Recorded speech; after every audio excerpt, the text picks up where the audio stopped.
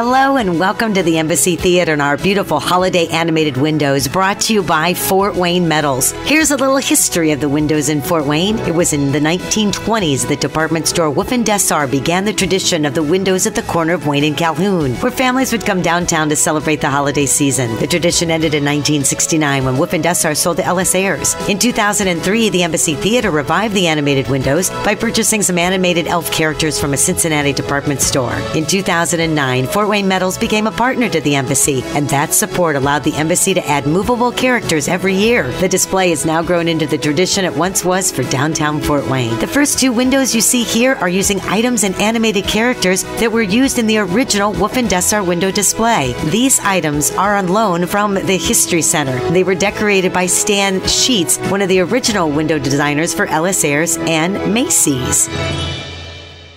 Now move on to the next window for the story of A Merry Mouse Christmas by Nina Brown. A Merry Mouse Christmas by Nina Brown. Merry Mouse lives in a house in Fort Wayne. She's happy here, but her fear is that she'll never live out her dreams. She's a smart little mouse who loves to make things. All of a sudden, her daydreams got interrupted when she heard voices singing. She ran to the window and jumped on the ledge just in time to see carolers in all their finery. They sang of Santa coming to town, bringing children's toys from all around. Mary smiled and squeaked as she held her cheeks, then said, "That's it! That's just for me! I will make toys for good girls and boys! Oh, how happy they will be!" she said. "I will meet Santa Claus and show him my paws and all the things I can bake. He will be so happy and filled with joy that I can make and build all the best toys," Mary said. "I will take a train, a boat, and a plane all the way to the North Pole. I will find him," she said with a hat on her head, packing her tools and cloths. "It will be a long journey, but I will hurry to make it before Christmas Eve." So she rushed out the door and scurried along her way. Move on to the next window, please. Mary took a bus and a train, a boat and a plane to make it to the North Pole. How happy she would be to be at its gates. Her biggest dream was within her grasp, so without haste she knew she was almost to the North Pole where she could talk to Santa about her dreams. "A little further, and then I can rest my head in bed, all toasty and warm," she said. Move on to the next window, please.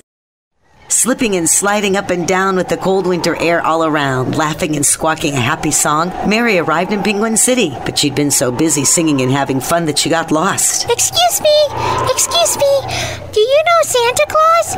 And which way is it to his house?" "Well, hello there, funny little mouse. You're far away from where you belong," said the penguin. "Mr. Penguin, please help me.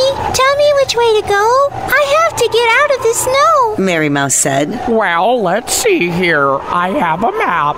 Go left, then right, up, then down. There you will find Santa's town," he said. "Thank you, Mr. Penguin, for all of your help, and a Merry Christmas to you," Mary said. Little mouse, would you like a ride?" said a penguin buzzing by. "Yes, please. How generous of you," she said. Mary hopped on and they swooped and spun, and Mary thought it was quite fun. They went left, then right, up, then down, and at the bottom of the hill was Santa's town. I'm here, she squeaked with joy. "Good luck, little mouse," the penguin said. "I hope you get to sleep in a nice warm bed." And Mary waved goodbye. Move on to the next window, please. Finally, I have arrived. Look, it's Santa's toy workshop. What a glorious sight. I will stay here and work through the night, Mary said. I will make dolls and balls and blocks and socks and trucks and planes and squeaky things. I will watch and learn from the elves themselves. Mary hammered, sawed, sewed, and painted until she made toys better than the elves. Day and night, night and day, all to help fill Santa's sleigh. But it was hard because she was so tiny and her tools so big. Surely if she had her own toy shop, she could dance a jig. Toy after toy filled her with joy as she planned to share her work with Santa. But he was one elf she did not see. Mary looked out the window, and to her dismay, she saw Santa's house quite far away. I must get there, no matter how. I must share with Santa what I can do now. she said. So she packed up her tools and climbed down the shelf. She ran across the floor, nearly stepped on by an elf. She stumbled, slid, and bounded through the snow. She thought to herself, "Keep going. I must meet Santa and tell him my dreams." Mary finally found a small crack in the corner of Santa's house, so she slipped and slid and wandered around. Soon she found a place to settle down. It's a nice home that smells of cinnamon and spice. Yes, yes. Ah, this will do nice. Then she made a bed to settle her head and dreamt her dreams. Tomorrow, I will make him see, Mary said. Move on to the next window, please. Now Mary Mouse begins her journey again, although it wasn't nearly as far as the journey from Fort Wayne to the North Pole. No, not as long, but this journey was her most important. Her steps took her from the toy workshop to Santa's house, where he lives with Mrs. Claus. X marks the spot. Move on to the next window, please. Mary Mouse was shy, but she needs to say hi and talk to Santa. She's so small and he is so tall. How could she say hello? She watched Mr. and Mrs. Claus while washing her paws and thought how wonderful it would be if she could show all that she knows, how impressed he would be. I know, Mary squeaked. I'll put on a show. Mary Mouse searched the house for sparkles, bows, a little glue, and tape to make her noisy music contraption. It must bang, it must boom, it must fill up the room with its wonderful noise. A little glue, some string from a shoe? Yes, I think this will do, Mary said. Mary practiced and practiced. She sang loud and squeaked proud to create the perfect performance and please the crowd. She strapped on her invention, adjusted the tension, and made her way to the stage. 5, 4, 3, 2, 1. Bang! Squeak! Bang! Thump! Thump! Squeak! Squeak! Christmas is that time of year. Please have no fear.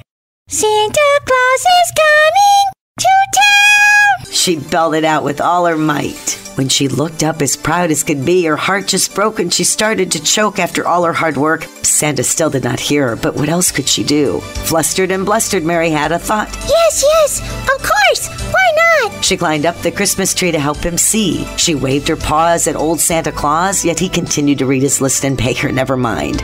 But then Mary Mouse looked around and saw her chance. She leapt to the top of the fireplace, scampered across the hearth, and with a great big squeak, jumped right into Santa's hand. Startled and shocked, Santa nearly dropped Mary onto the floor. Whoa, ho, ho, ho, Santa said. Hello, good evening, dear mouse that lives in our house. Do you have something to say? Yes, Santa, I do, squeaked Mary. I've been waiting all year for you to hear what I have to say. Christmas is coming, and I love to make toys for every one of the good girls and boys. I am very good at it, too. What is your name, little Miss Mouse, who lives in my house? Santa asked. Mary, Santa dear, she said, scratching her ear. Have no fear, my little mouse. Just what exactly can you do? Santa asked. She said, I can make dolls and balls and trains and planes and blocks and socks and ducks and trucks. Well, there's nothing I can't feel. Santa said. Santa thought and finally said, Well, little Mary, you are the most courageous mouse I have ever met. I will make you your own toy shop where things will be small just like you, and you can make the toys for good little girls and boys. Fantastic! She said with a squeak and a tear on her cheek. Dreams really do come true with a little courage, said Mary. Now every year Mary works very hard on her toys. The other elves say that all her toys are the best. Yes, better than all the rest. We hope you enjoyed the story of Mary Mouse written by Nina Brown Designs. Have a wonderful holiday season, and thanks for visiting the Embassy Theater's animated windows. We hope to see you again soon. Bye-bye.